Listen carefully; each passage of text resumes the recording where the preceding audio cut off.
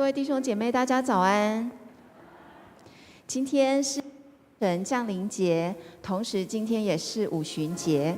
五旬节的意思就是当耶稣复活第50天，所以今天就是复活后的50天，所以教会称它，同时也是圣神节。那圣神降临的意思，也就是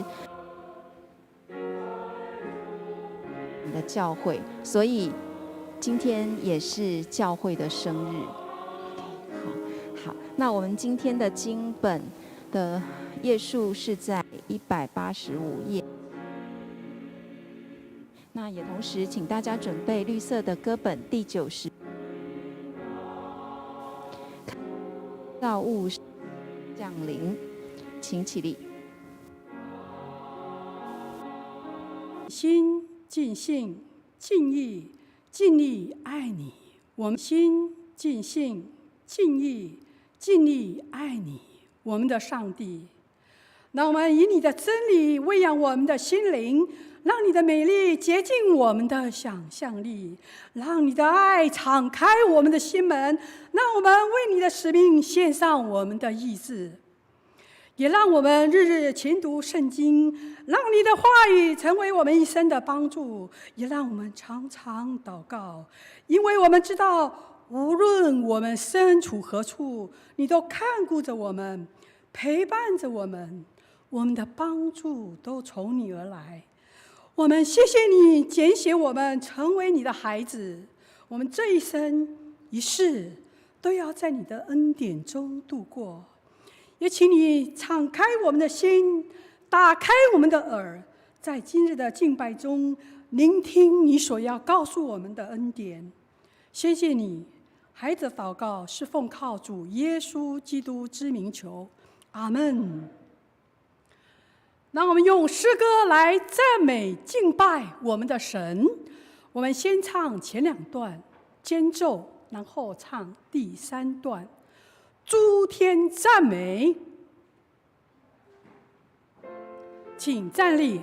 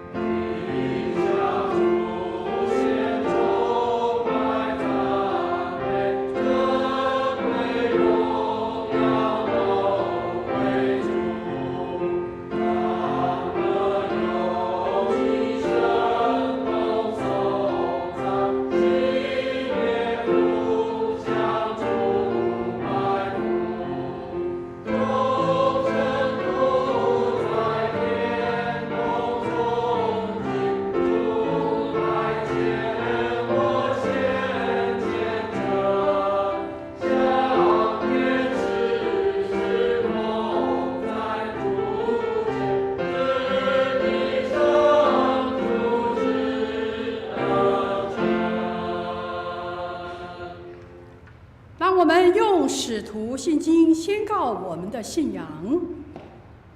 我信上帝全能的父，创造天地的主。我信我主耶稣基督，上帝的独生子，因圣灵感应，由童贞女玛利亚所生，在本丢比拉多手下受难，被钉于十字架，受死，埋葬，降在阴间，第3天从死人中复活，升天，坐在全能父上帝的右边，将来必从那里降临，审判活人死人。我信圣灵，我信圣而公之教会，我信圣徒相通，我信罪得赦免，我信身体复活，我信永生。阿门。荣耀颂。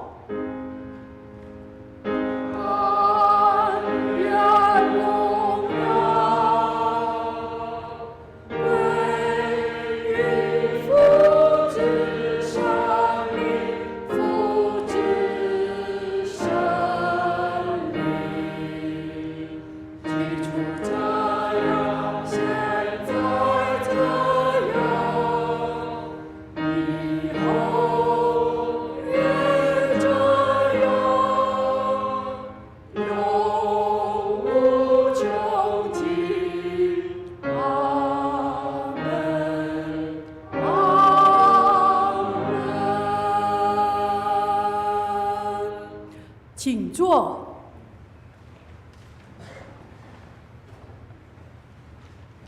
今天的起应经文在诗篇104篇，在24至34节，还有35b，在旧约的630页。由我来起，会众弟兄姐妹们来应，最后一节大家一起诵读。耶和华，你所造的何其多！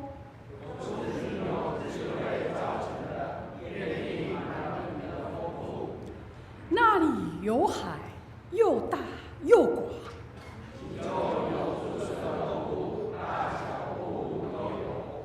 那里有船行走，这都仰望你。你给他们，他们便拾起来；你掩面，他们便惊惶。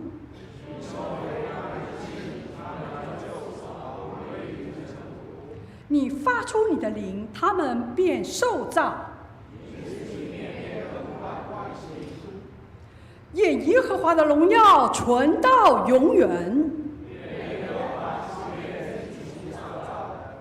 他看地，地便震动。我要一生向耶和华唱诗。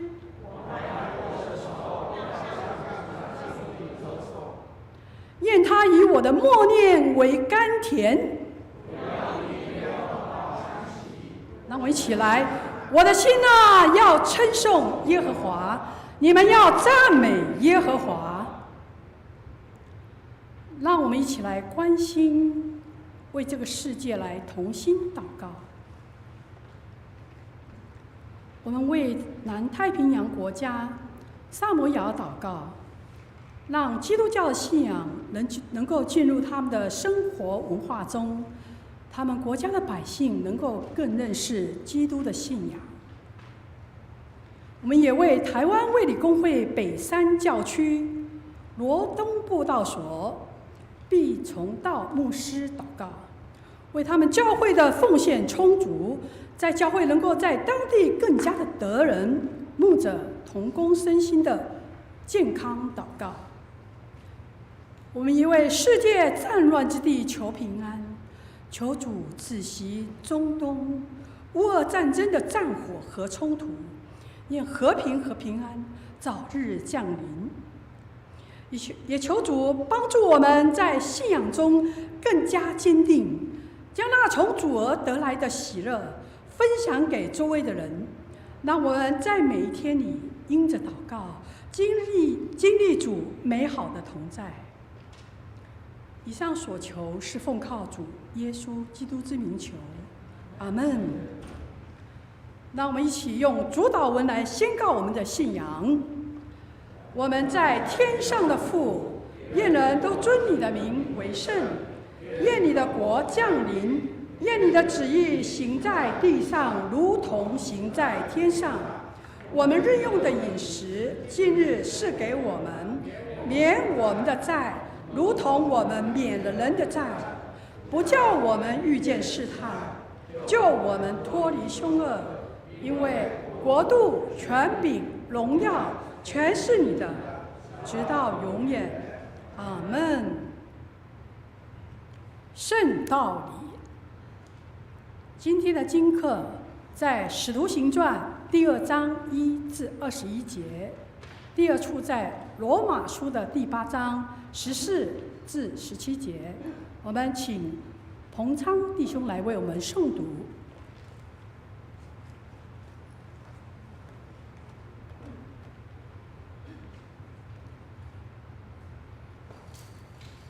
今天第一处经课在教会圣经新约圣经130页，使徒行传第2章1到21节。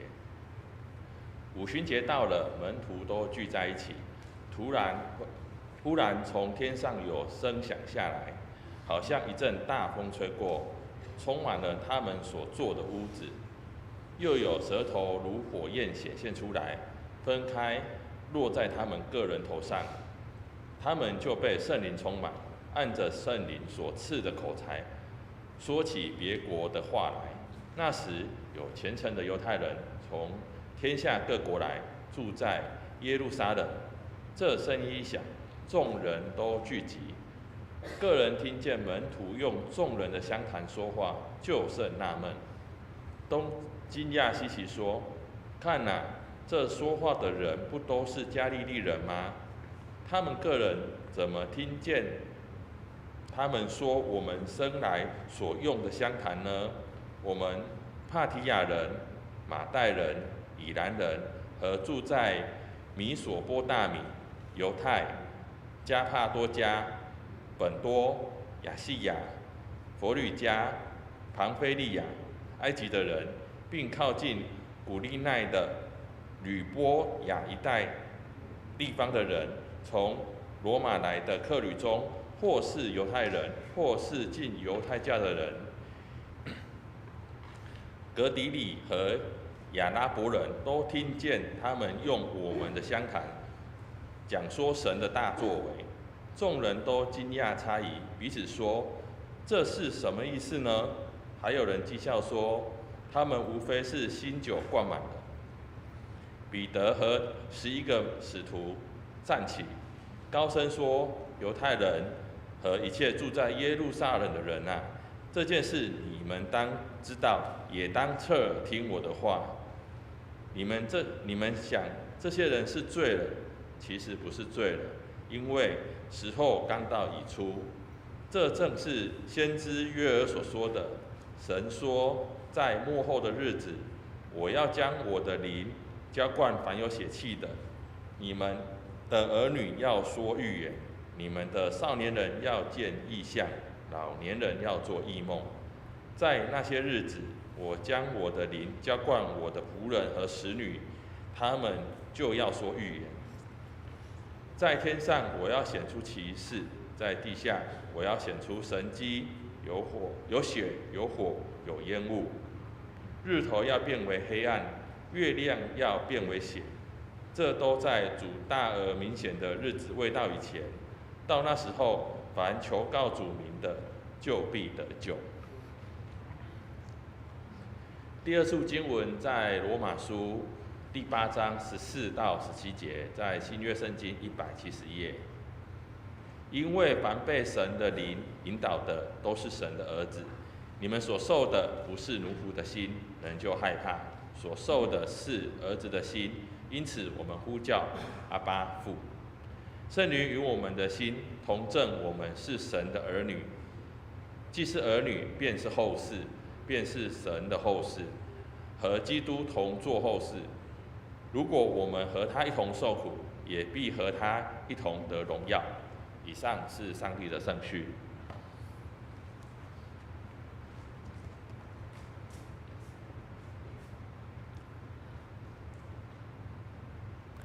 今天正道的经文在约翰福音第14章8至17节，在新约的119页。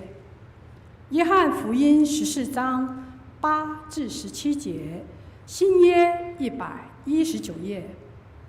大家翻到之后，由我来攻读。腓利对他说：“求主将父显给我们看，我们就知足了。”耶稣对他说：“腓利，我与你们同在这样长久，你还不认识我吗？人看见了我，就是看见了父。你怎么说将父显给我们看呢？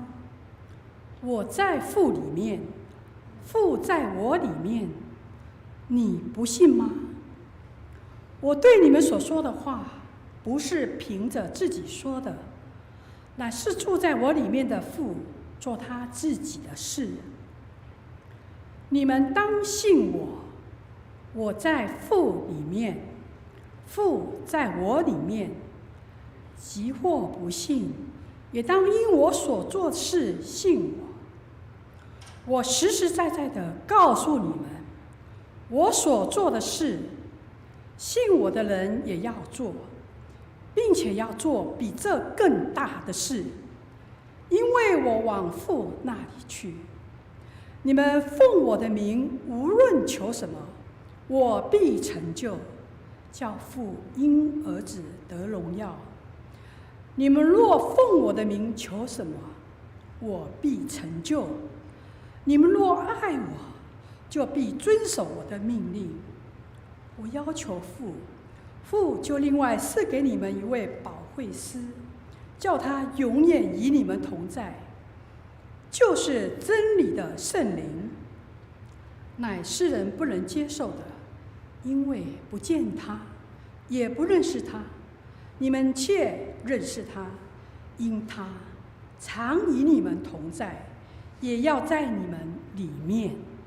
以上是上帝的话语。诗班献诗，今天献诗的曲目是《所有权奉献》。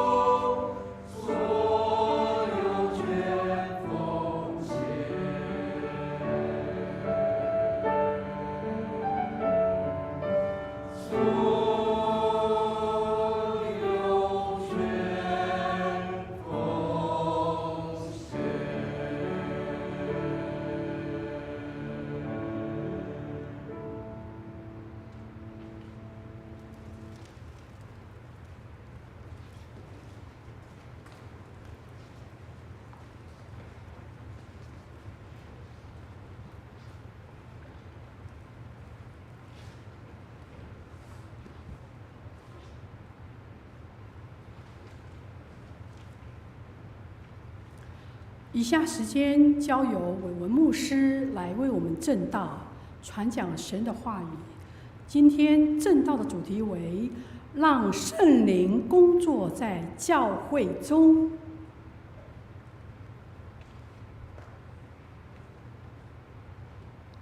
所有全奉献，各位听到这个诗歌的时候，会不会觉得心里面有点胆寒？所有全奉献，对不对？如果你真的要全奉献的话，恐怕很少人可以做得到，也很难做得到，对不对？但是各位不用担心，不用害怕。其实那是因为比较早期的人，他要表达全然的献上，意思就是说，我的所有的一切都是为主而做的，我所有的一切都是为了主而去行的，我是为主而活的。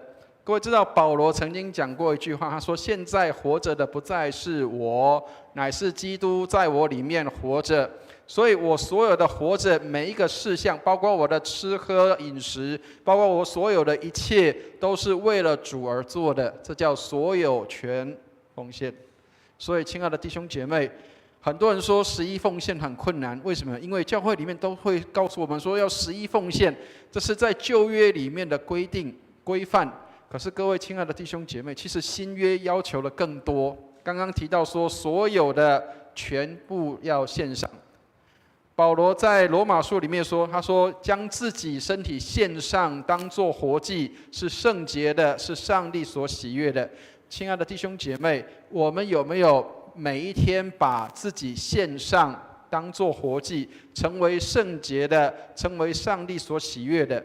我们在我们的生活环境当中，我们有没有把自己的身体献上给主用？当所有的人都在做这些不好的事情的时候，我要不要这样去做？还是我是给主用的？圣经里面讲圣洁，其实就是分别出来的意思。当所有的人都这样做的时候，不见得我要跟着别人一起这样做。当别人在做事的时候，他可能是这个叫做偷时间的，可能有的人会去做薪水的小偷，也有可能有的人他可能是滥用别人的这个滥用公司的财物，或是滥用公司的设备。我要不要这样去做？还是我要过一个不一样的生活？我不是去造成别人的困扰，而是能够成为别人的祝福。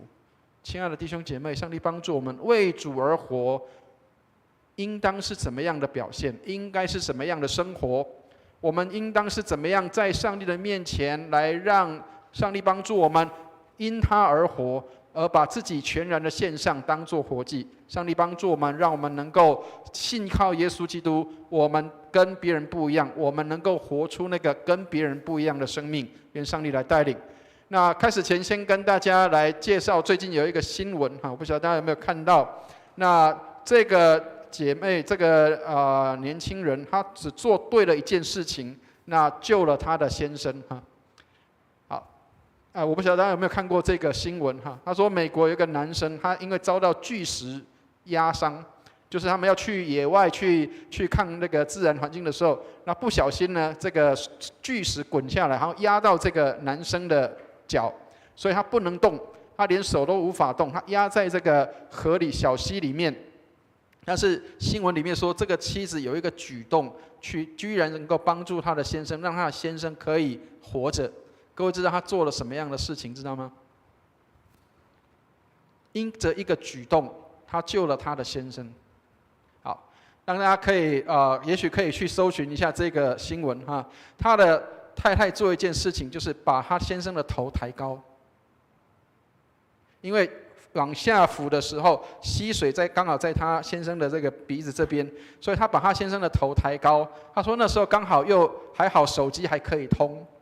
然后直升机很快就来了，所以可以救援他的先生，让他的先生免于变成在那个地方就因着这个事情就过世了，或者是造成一些的伤害。他说只是一个举动，他把他先生的头抬高。所以亲爱的弟兄姐妹，有时候当我们遇见难处、遇见困难的时候，遇见一些的我们无法解决的事情的时候，要记得有一件事情，就是要把你的头抬高。我所谓的头抬高的意思，不是说好像碰到这样头抬高，不是只有这个，而是什么？当你忧虑、心里愁烦的时候，当你觉得心中有很多的一些无法解决的事情困扰在你身边，或是当你觉得有一些的烦恼的时候，要记得把头抬高起来。那个头抬高起来是什么？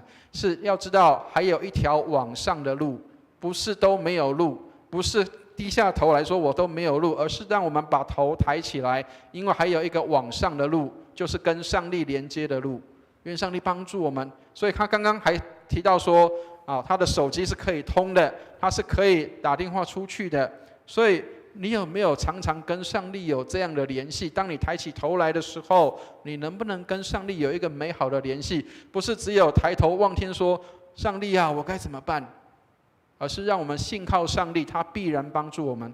愿上帝带领我们，虽然只是一个生活上的一个新闻，但是让我们记得，当我们在困境跟患难当中的时候，让我们把头抬起，让我们把头抬起。愿上帝来帮助我们。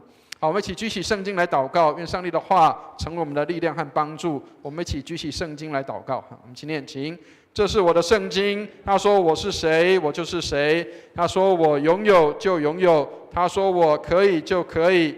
今天神的话要来教导我，我诚心悔改，我心里警醒，我灵谦卑受教，我就不再一样。奉主耶稣基督的圣名，阿们。我还是比较老派了哈，虽然这个手机跟 iPad 上面都可以看到圣经，但是我还是比较习惯能够把这个圣经能够拿来到手上哈，然后来翻阅。好，那当然不是说大家都一定要这样子。所以，亲爱的弟兄姐妹，当我们每一天看新闻，或是我们每一天去读这些的媒体消息的时候，让我们也记得每一天也拨时间，让我们来读上帝的话啊，愿上帝来带领。好，那我们今天所看到我们在这个讲台上面、司会台上面，我们的桌巾已经换了颜色了。我不晓得各位知不知道这个红色的桌巾代表的是什么意思？各位知道吗？好，刚刚有破题了啊，这个叫圣灵降临节。所以圣灵在教会里面用的颜色是用红色来代表圣灵的临在。好，所以今天是圣灵降临节，我们一般说五旬节，或是叫做圣灵降临日。好，那所以今天也是教会的生日。为什么呢？因为2000年前，教会因着圣灵的浇灌，所以第一间的耶路撒冷的教会，当时有3000个人在那里敬拜上帝。所以，亲爱的弟兄姐妹，教会的生日是在圣灵降临之后，上帝透过圣灵来建立在地上的第一个教会。当然，我们要说是第一个教会，也不是第一个教会。在旧约的时候，上帝已经透过他的拣选，选召一批子民，这些子民就是以色列人。这些以色列人，他们要成为上帝的子民。所以在旧约圣经里面，出埃及记的19章里面，上帝呼召他们说：你们要成为圣洁的国度，成为这个上帝的子民，成为祭司的国度，成为上帝的子民。但是，各位亲爱的弟兄姐妹，人靠自己是做不到的。很多时候，我们想要很努力，我们想要很这个完全的去遵守律法。很多时候，我们很想要去做好的事情。但是各位知道，保罗其实是一个非常聪明的人，他也很了解自己的心。他说：“我想做这个善的时候，我做不了。”他说：“我不想做的恶，我反而去做了。”所以，亲爱的弟兄姐妹，如果你看罗马书里面的话，保罗他自己的自诩，他说什么？他说：“我本来想要去做善的，我想要去做这个好的事情，但是我做不到。我不想做的恶，我反倒去做了。”但是最后，保罗他提到什么？他说：“感谢上帝，在我们的主耶稣基督里，靠着圣灵，我就能够胜过了。”所以不是你一个人在努力。所以，亲爱的弟兄姐妹，当基督徒不是你要努力，而是你要让神工作在你的身上，你要让圣灵来工作在你的身上。所以2000年前这些的使徒们，这些的门徒，他们就像我们在这个图上面看到的，他们有这个其实应该要画舌头，不是用火因为圣经说有舌头如同火焰一样。有可能是在当时120个人在那里聚集的时候，他们一直在那边讲这个别国的话的时候，那种场面很像好像一大团的这个火在每个人的头上，在那边烧着，然后在那边跳跃着一样。所以，亲爱的弟兄姐妹，圣灵来了，让我们能够勇敢的为耶稣做见证。很多人以为说圣灵来了，哇，我们看到神医特会，哇，赶快去参加神医特会啊，赶快去参加那个什么医治特会。但是很多人不晓得，真正圣灵来不是要为人做见证，圣灵来是要为耶稣做见证的。好，所以以弗所书的5章18节说，要被圣灵来充满。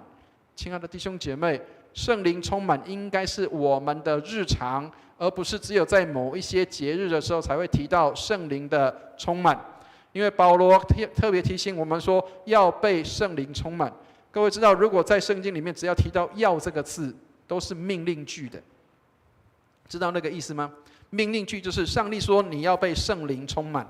所以，亲爱的弟兄姐妹，上帝命令我们被圣灵充满，那么我们就应当被圣灵来充满。好，所以我们好几次来问到说，你觉得圣灵像什么？在圣经里面有很多提到圣灵的这样的一个工作。好，特别提到圣灵是什么？那当然有很多人会去提到说啊，圣经里面有很多这样的话啊，比如说圣灵是风啊、空气。各位知道现在我们有冷气在这当中，要不然我们会很热，对不对？你看不到风，你摸不到风，但是你却感觉到有风。所以圣灵就像这样，你看不到，你摸不到它，但是你却能够感受到它的存在。所以亲爱的弟兄姐妹，圣灵让我们能够感受到我们这个时候有圣灵在这当中。圣灵是水，圣经里面也提到圣灵好像水一样。圣经上面耶稣说，信他的人要从他的腹中能够涌出那个活水的江河来。所以亲爱的弟兄姐妹，圣灵好像水一样，他来浇灌我们，他来帮助我们，让我们的里面不再干渴。所以亲爱的弟兄姐妹，当你觉得干渴的时候，当你觉得你的心里有一种渴望跟渴慕的时候，请你记得，这时候就是邀请圣灵来充满你的时候。很多时候我们以为说好像这个我们好像很干渴的时候，好像很衰弱的时候，我们想要去寻求一些别的刺激，想要去寻求一些别的帮助，但是我们却没有想到让圣灵来浇灌在我们的心里，让我们的心可以得着饱足。圣灵是火，它来帮助我们，让我们能够感受到心中异样的温暖。我们的会主卫斯理曾经在这个聚会的当中，他感受到圣灵的临在，他说：“我心中有异样的温暖。”我心中有异样的温暖。各位如果看我们的卫理会的标志的话，十字架旁边有2把火在那个地方，它其实在那里表达什么？那是圣灵好像火一样。当然2把火有它的意思，是连结的意思，但是有圣灵的火在我们的心里面，我们对上帝就那样的火热。亲爱的弟兄姐妹，其实为什么各位会发现牧师没有很多的要求弟兄姐妹说你一天要读10章圣经，你一天要祷告1个小时，或是祷告多久？牧师很少做这个事情。我通常会告诉大家说，你要安静在上帝面前领受圣灵，你要让圣灵工作，你要跟圣灵有接触，你要跟上帝的话有接触。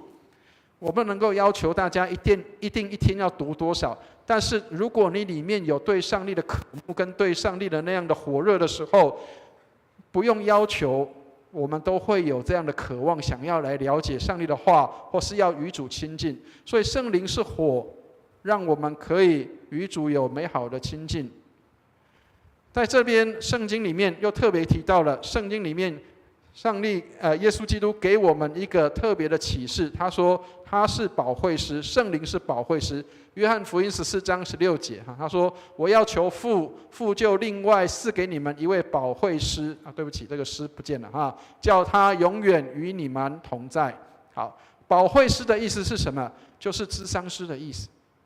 亲爱的弟兄姐妹，当你需要有人帮助你，当你需要有人给你指示一条明路的时候，当你需要有人来引导你的时候，保惠师就是这个功用。保惠师的意思是什么？就是咨商师的意思。亲爱的弟兄姐妹，当你需要有人帮助你，当你需要有人给你指示一条明路的时候，当你需要有人来引导你的时候，保惠师就是这个功用。保惠师的意思是什么？就是咨商师的意思。亲爱的弟兄姐妹，当你需要有人帮助你，当你需要有人给你指示一条明路的时候，当你需要有人来引导你的时候，保惠师就是这个功用。所以上次有提到，上帝在我们信耶稣的时候，圣灵进到我们的里面，我们就自带了 AI。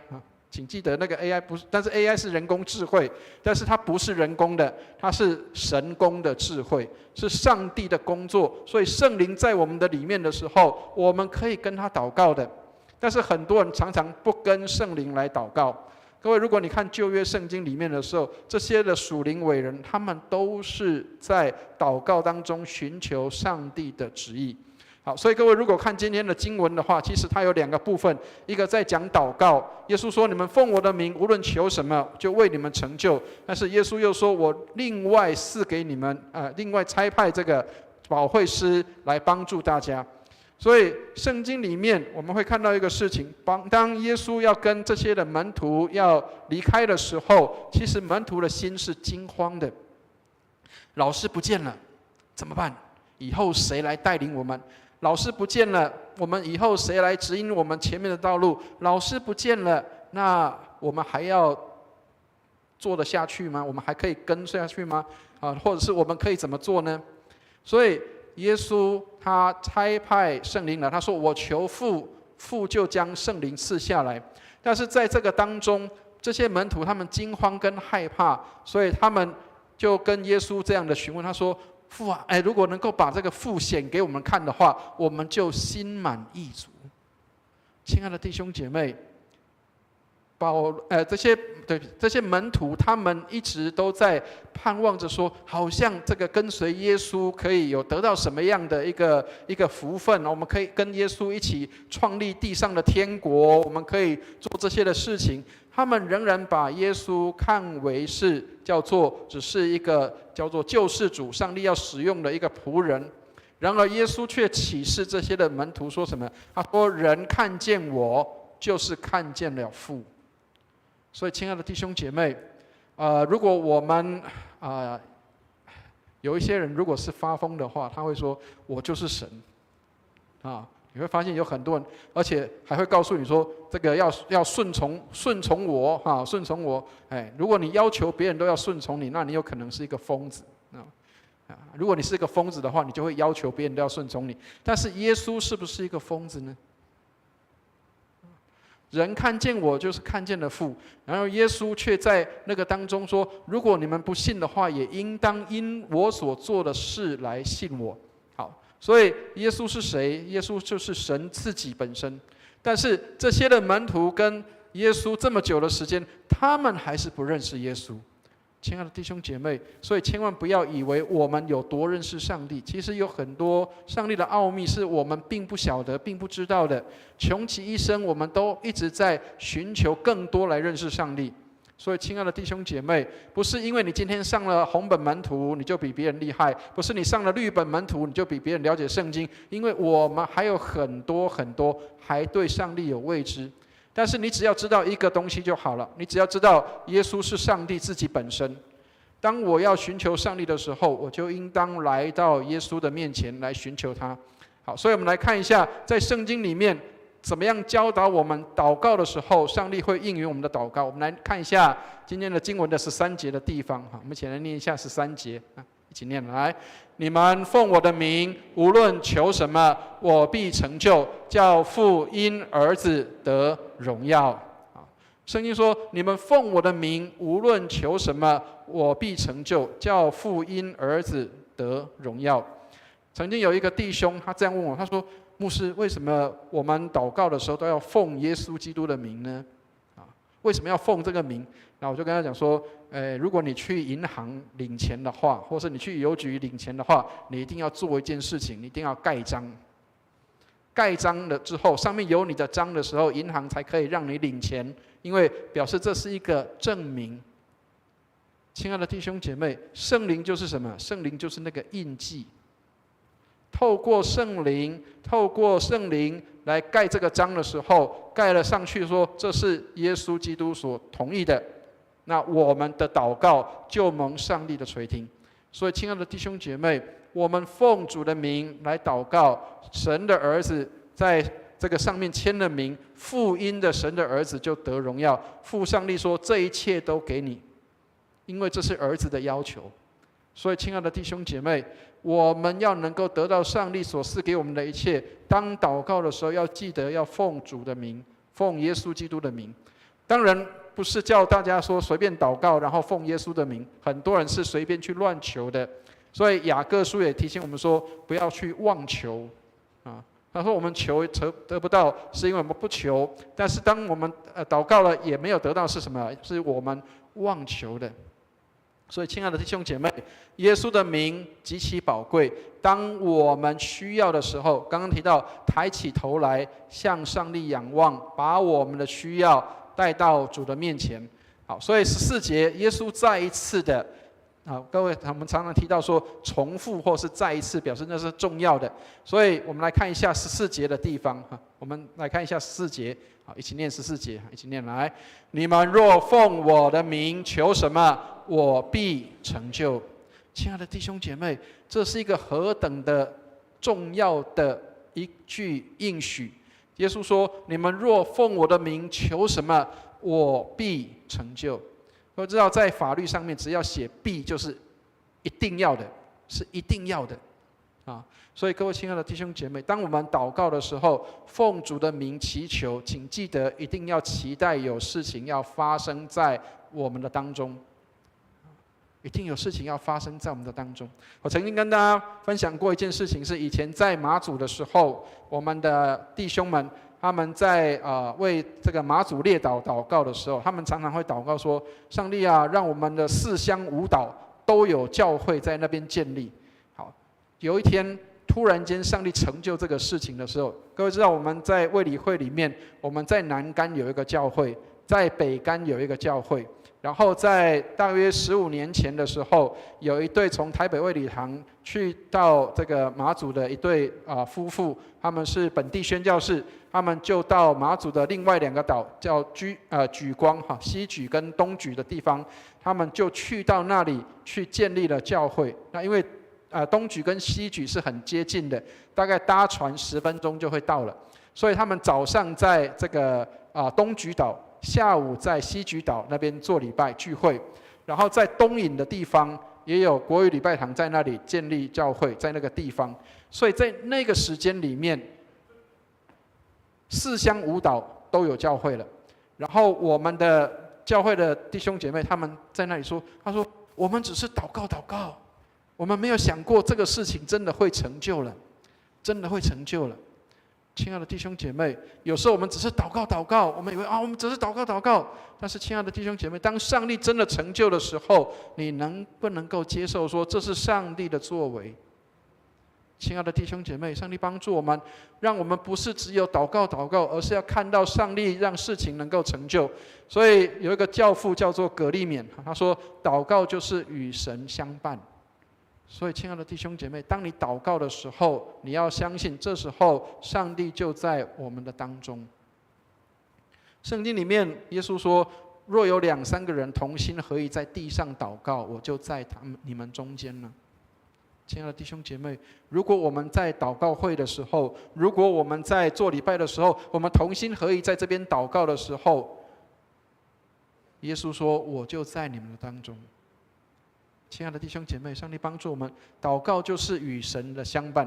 好，所以为了让这些的门徒他们更有确信，所以我们来看一下16节的地方，耶稣告诉这些门徒：“我给你们一个很准确的引导，而且这个是确实存在的，他要来帮助你们。”我们来看16节的地方，我们一起来念16节，一起念来。我要求父，父就另外赐给你们一位保惠师，叫他永远与你们同在。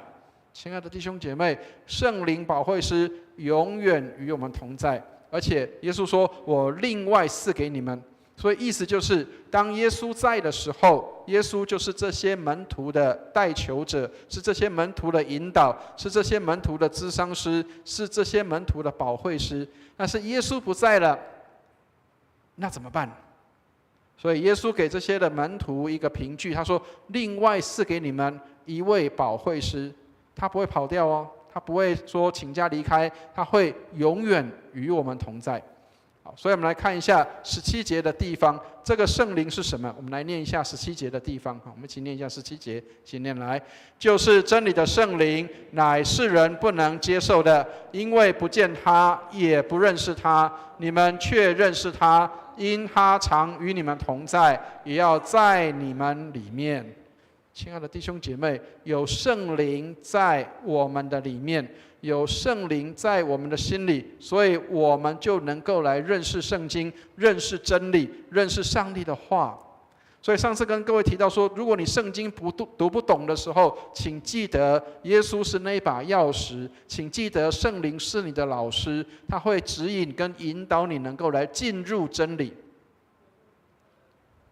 在14章这边他说明白真理，事实上它的原文叫做进入真理。所谓进入的意思就是真实的，不是只有嘴巴里面讲的，不是只有言语上的，而是真正进到这个里面。所以真理的圣灵是世人不能接受的，也不能看见，不能认识。他说但是我们认识他，他也要住在我们的里面。早上在台语堂的时候，有一个姐妹她讲了一个见证。我觉得大家可以能够去理解圣灵的感动会是什么。这个姐妹她就这样说，她说她在这个祷告当中，她突然有一个感动，她想要打电话给某一个姐妹。那她打电话给某一个姐妹的时候，她说那个姐妹正在电梯里面昏倒，就是昏倒了，然后刚好有人进电梯看到她，然后才把她救出来。然后他就说他想要去打电话给这个姐妹，他说他心里有一个感动。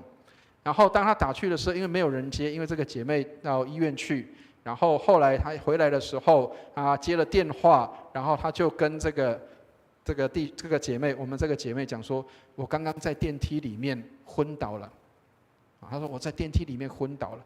那个时间刚好就是这个姐妹她心里面的感动，她说我想要打电话关心这个姐妹。所以亲爱的弟兄姐妹，不要觉得圣灵不会对你说话，圣灵会对你说话的。当圣灵对你说话说你应该打个电话给谁的时候，你应该关心谁的时候，你应该要去帮助谁的时候，圣经上告诉我们说不要消灭圣灵的感动。这个姐妹她很感激，她说什么？她说我在电梯里面，如果没有人进来帮助我，我可能就在里面就断了。他说他因为可能刚洗完肾，血糖太低，血压太低，他可能差一点就快走了。他说刚好还好那个时间有人进来救了他。所以亲爱的弟兄姐妹，千万不要轻忽祷告的影响力。当你心里面有这样的一个感动的时候，不要去消灭那个感动。请你记得，也曾经有过人这样说，他说他就是每一天就发一个这个经文给某一个人。他说那句话，那个接受的那个姐妹，他说那句话刚好就帮助了我。所以亲爱的弟兄姐妹，千万不要小看圣灵的感动，有时候他会感动你去做某一些事情，让你能够激起那样的一个意愿。所以上帝要我们追求圣灵的充满，不单我们要追求在外面服侍的，我们需要靠主得力，我们更需要有圣灵在我们的里面来塑造我们成为基督的样式。所以成圣的路需要靠圣灵的工作。所以亲爱的弟兄姐妹，我们称义要靠耶稣基督为我们钉在十字架上，但是我们成圣要靠圣灵的帮助，让我们能够一步一步走向成圣之路。愿上帝帮助我们，让我们时刻被圣灵充满，不单被圣灵充满，而且是满有圣灵在我们的里面。好，所以今天的经文给我们几个提醒。第一个，圣灵保惠师住在我们里面，引导我们。好，所以要记得我们里面有圣灵在我们的里面，让我们可以受圣灵的引导，并且能够在圣灵里祷告。上帝帮助我们，有时候我们会心里面会渴望为某一个人祷告的时候，那就是圣灵的感动。甚至有时候圣灵会引导我们，让我们不去做某一些的事。我们最近在上律本的时候，有特别提到有一个人，这个人叫做约瑟。这个人当他在这个做外劳工作的时候，他是被卖到埃及去做外劳啊。他在做工作的时候，他的老板娘要引诱他，但是他心里面他有一个感动，他说：“我岂可犯罪得罪我的上帝呢？”亲爱的弟兄姐妹，圣灵就是做这样的工作，提醒我们，让我们知道不应当去做这些事情。所以圣灵保惠师住在我们的里面，引导我们。我们来看约翰福音14章16节到17节。好，我们来念一下这一节圣经。好，我们一起念来。我要求父，父就另外赐给你们一位保惠师，叫他永远与你们同在，就是真理的圣灵。所以，亲爱的弟兄姐妹，你要能够了解真理，那么你要让真理的圣灵住在你的心里。很多人说，我只要自己去查考圣经就好，我只要在家里面自己读圣经，或是去看好消息频道，我一样在家里可以灵修祷告，跟上帝亲近。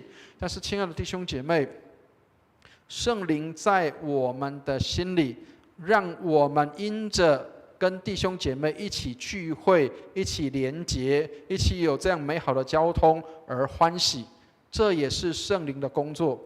各位知道，在使徒信经里面有这样的一段话，他说什么？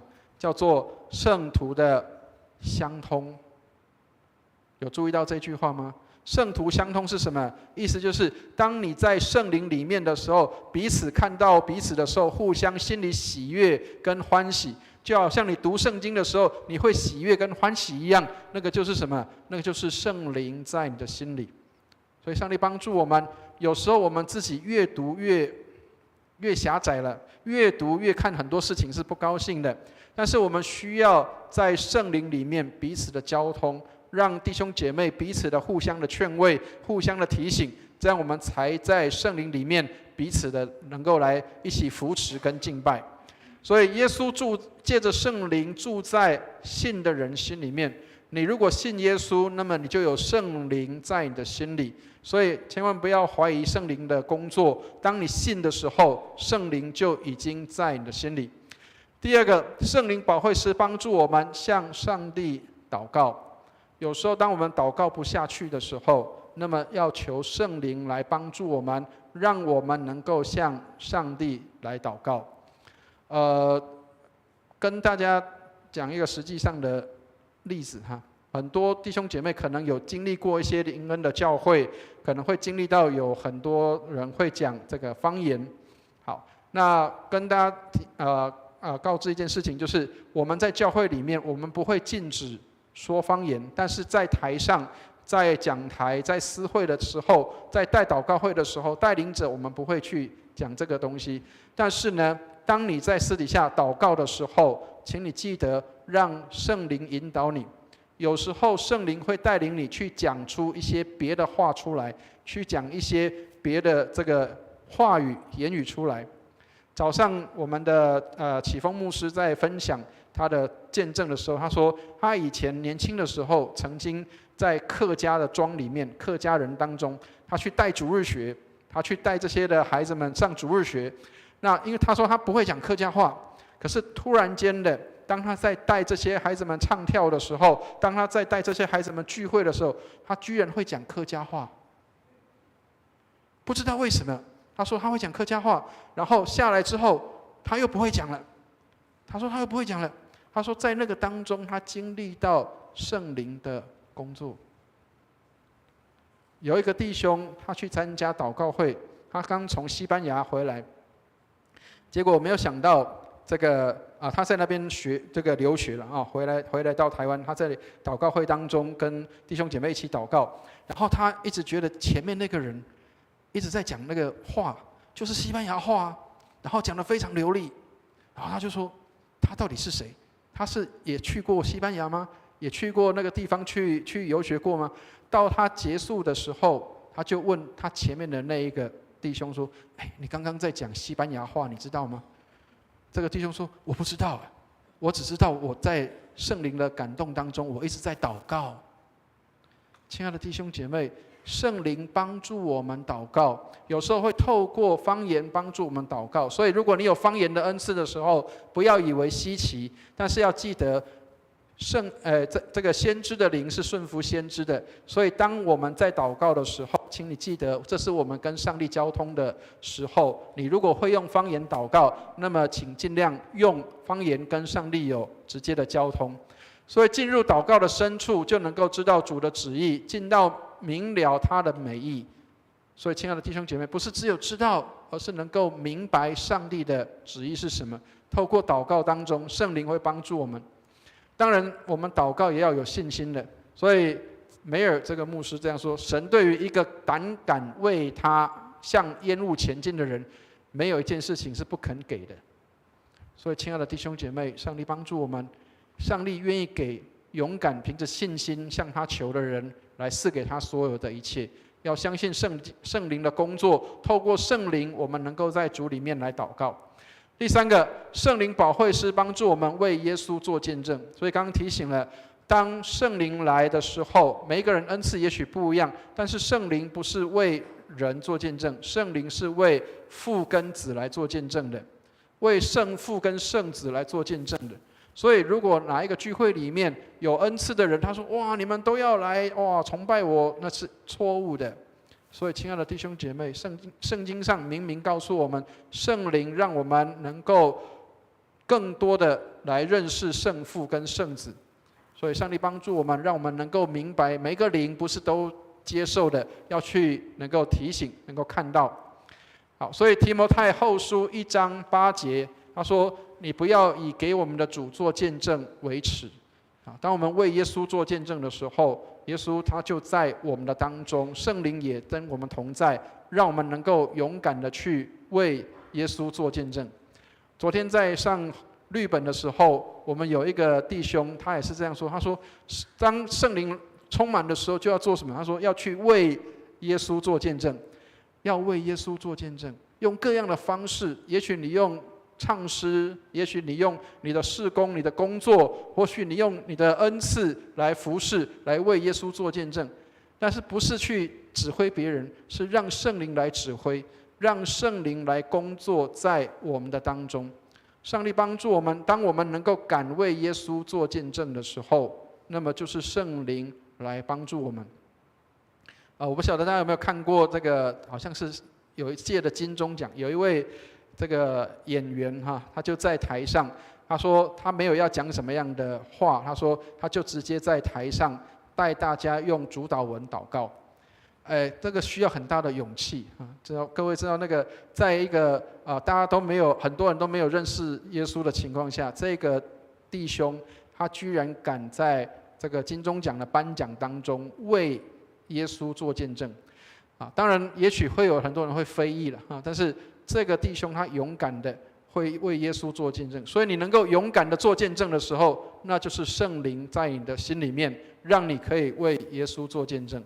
所以圣灵会供应我们跟随耶稣所需要的一切。所以，亲爱的弟兄姐妹，大胆跟圣灵祈求，让圣灵的恩赐在你的心里。但是记得，这些恩赐是为了造就教会的，是为了让人得祝福、得帮助的，是为了见证耶稣的，不是为了荣耀自己。愿上帝带领我们。也许每个人恩赐不一样，有很多人会期待某些人你应该具有全备的恩赐，其实那是不可能的。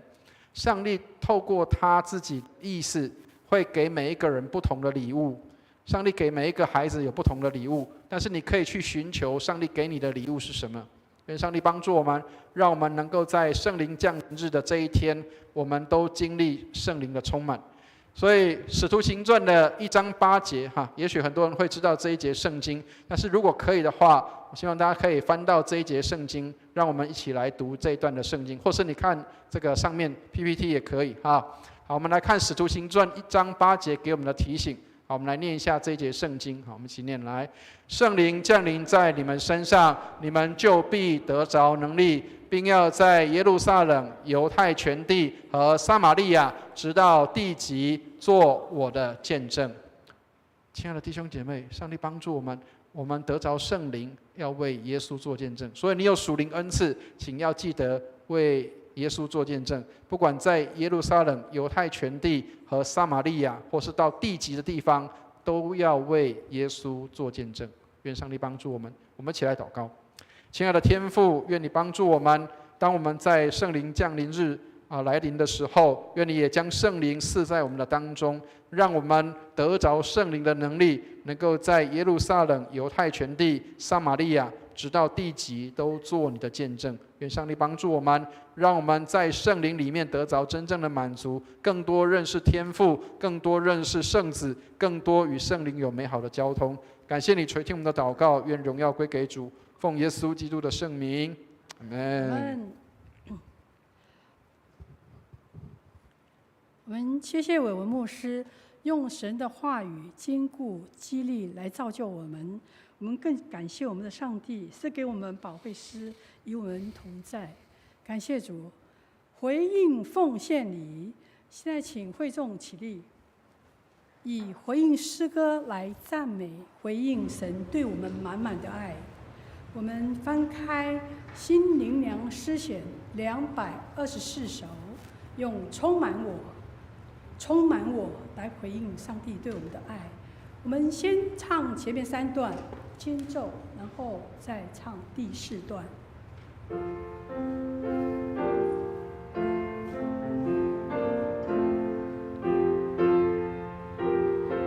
边唱的时候，我们也可以边这样祷告。何等荣耀，何等福气，真理生灵在我心，见证救主启示真理，光照我为兵指引，充满我，充满我，愿主生命充满我，将我倒空，将我剥夺，愿主生命充满我，愿主所说在我正是生命，生灵释放我，使我脱离罪与辖制，脱离死亡的压迫，充满我，充满我，愿主生命充满我，将我倒空，将我剥夺，愿主生命充满我。我如困路，切慕溪水，这愿生命解我渴，使我尝到风安滋味，流出活水的江河，充满我，充满我，愿主生命充满我，将我倒空，将我剥夺，愿主生命充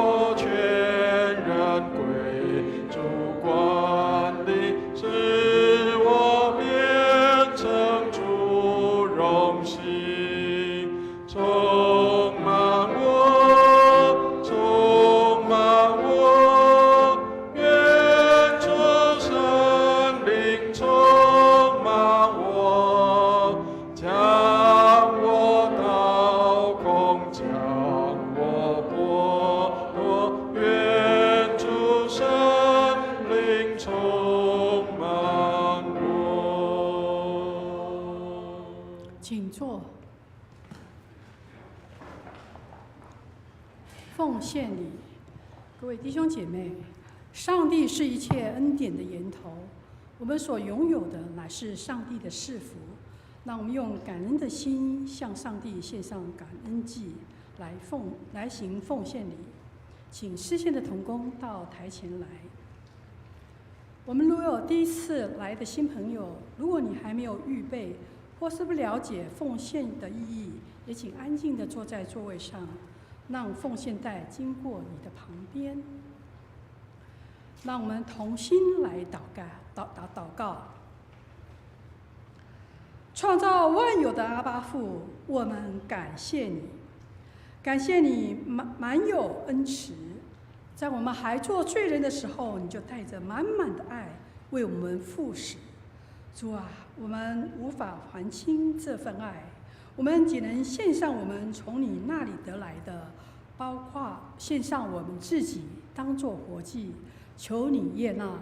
使用我们成为你的光与盐，借着圣灵的能力活出见证。我们这样祷告，都是奉靠主耶稣的圣名求，阿们。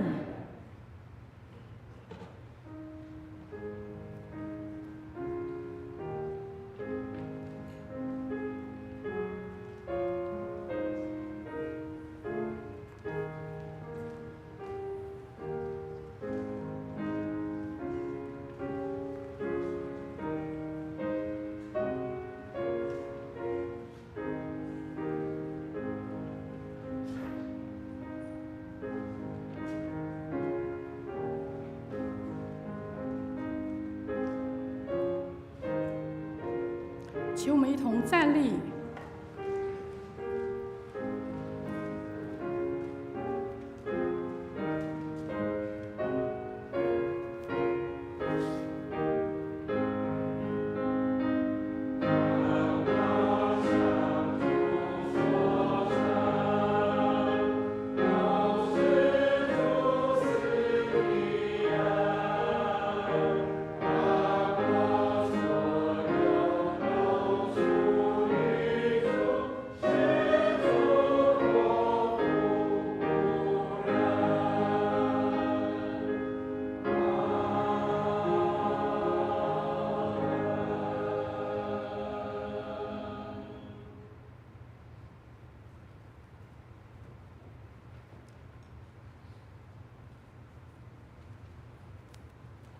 请坐。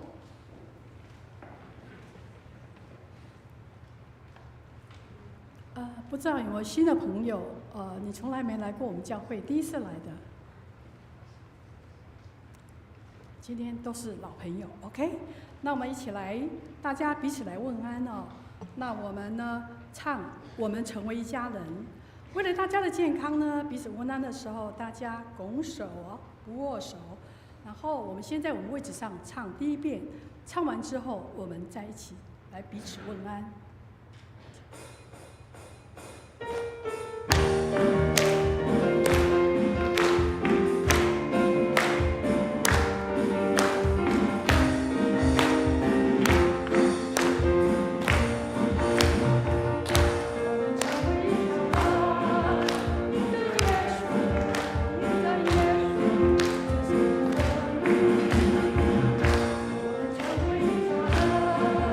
你的耶稣。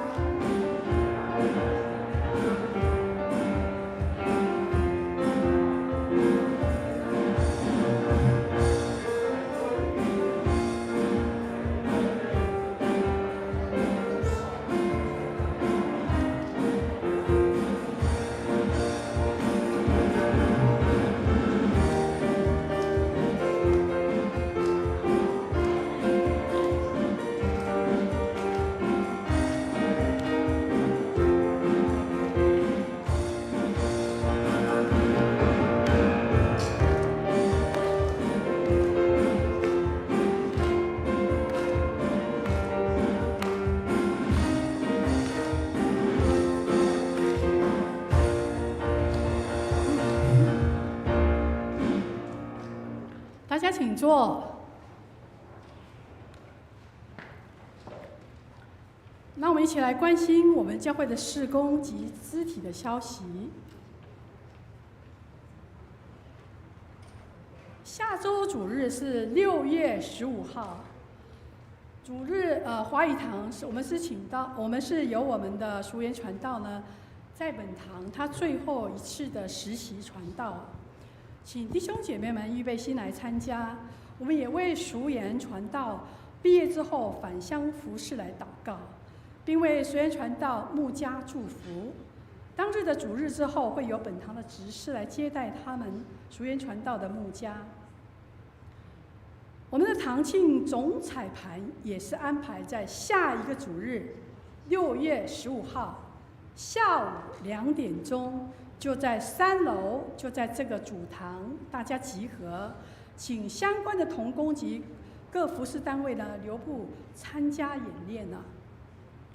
那我们在教会的1楼啊，1楼你们进来的时候，你们有发现，在那个接待区有60周年打卡站，也欢迎弟兄姐妹们呢能够拍照留念呢。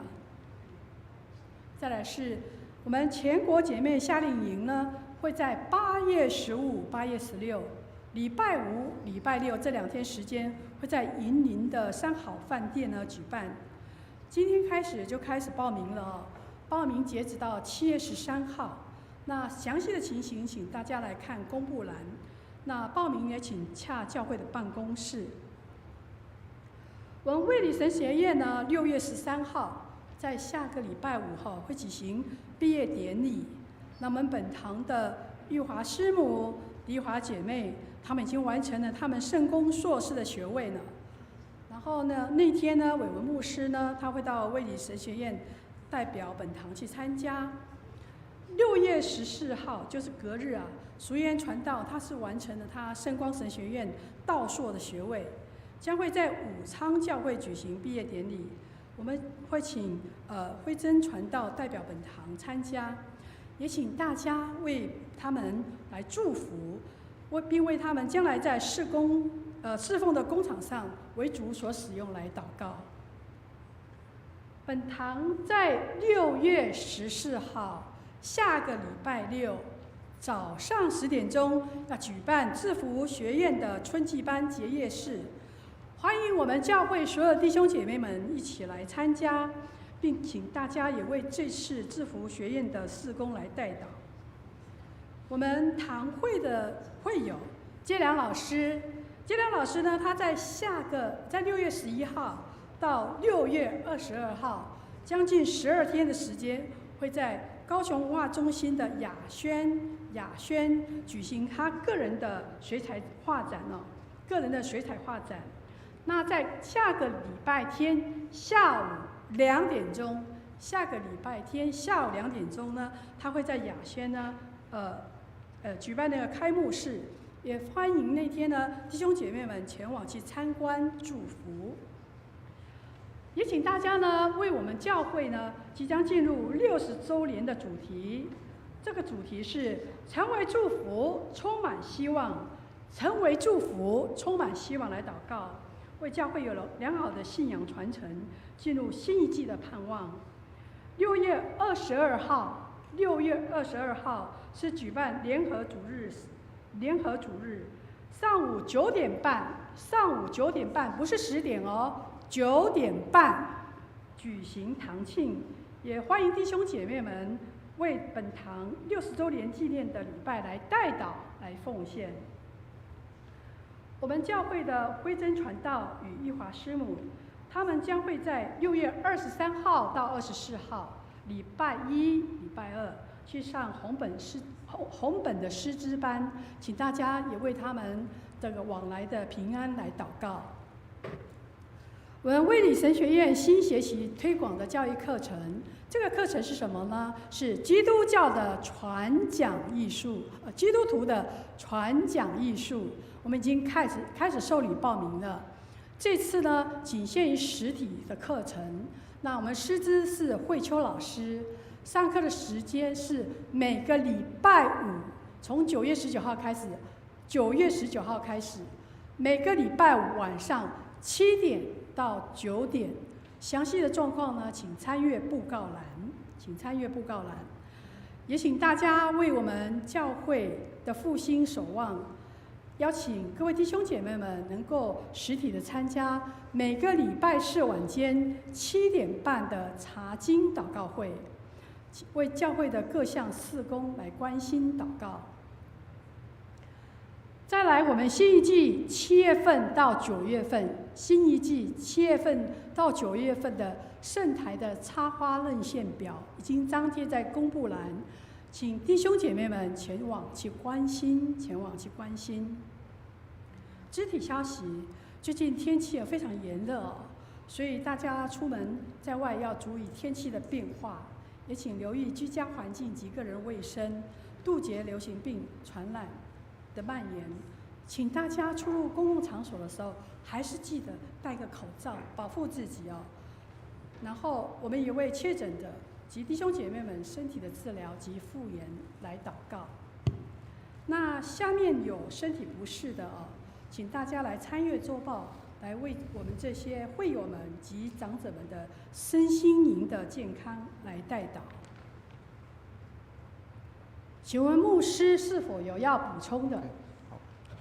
弟兄姐妹，牧师这边做一些补充哈。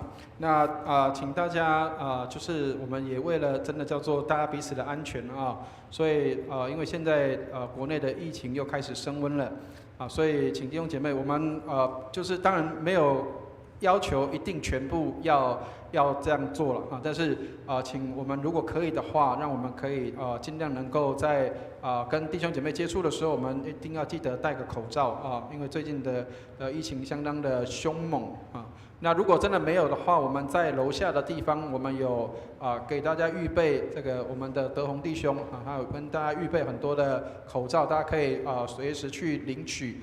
那当然尽量能够为了自己的健康能够保持包括社交距离跟一些的洗手的部分那当然我们没有办法完全的禁止了那所以求上帝帮助，那让我们都能够彼此要小心跟谨慎我们的身体的健康跟状况。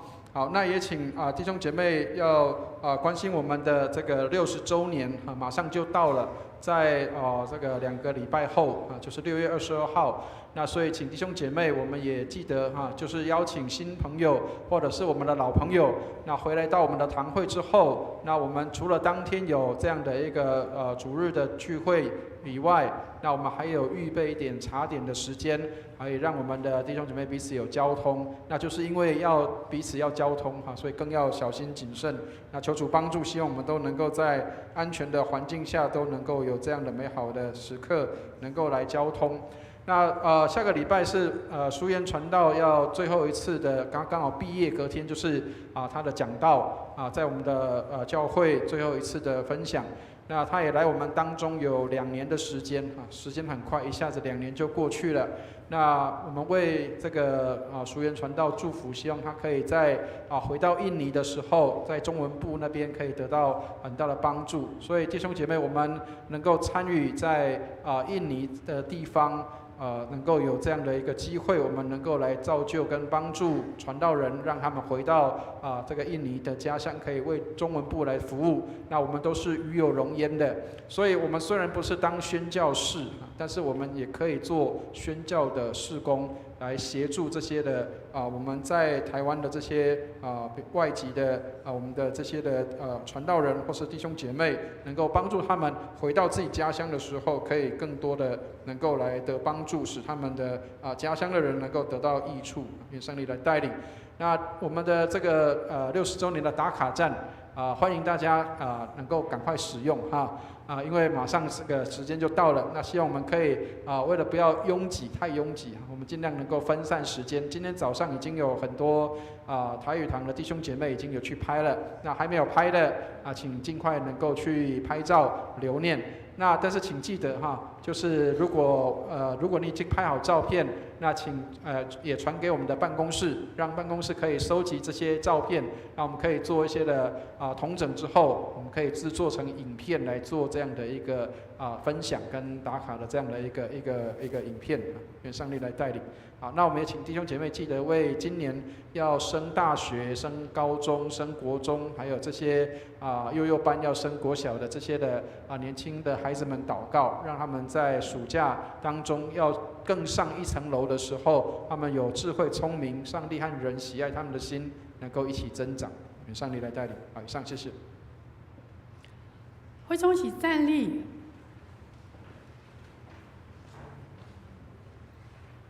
三一颂。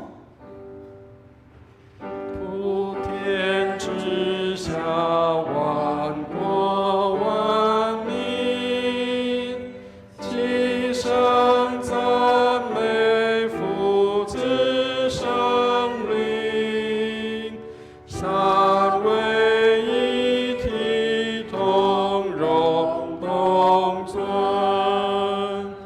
万有之源，万福之本。阿门。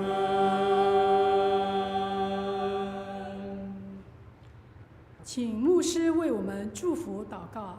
好，我们再补充一件哈，今天有成人主日学，请大家要记得上课啊。我们一起来领受祝福。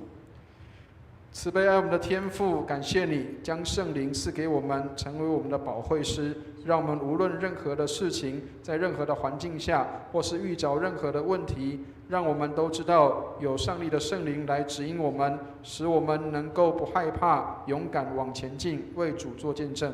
愿我主耶稣基督的恩惠、天父上帝的慈爱、圣灵的感动与交通，常与我们众人同在，从今时直到永永远远。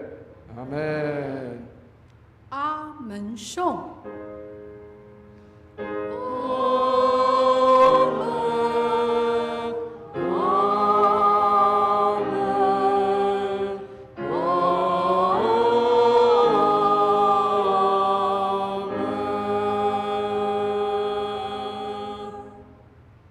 请坐。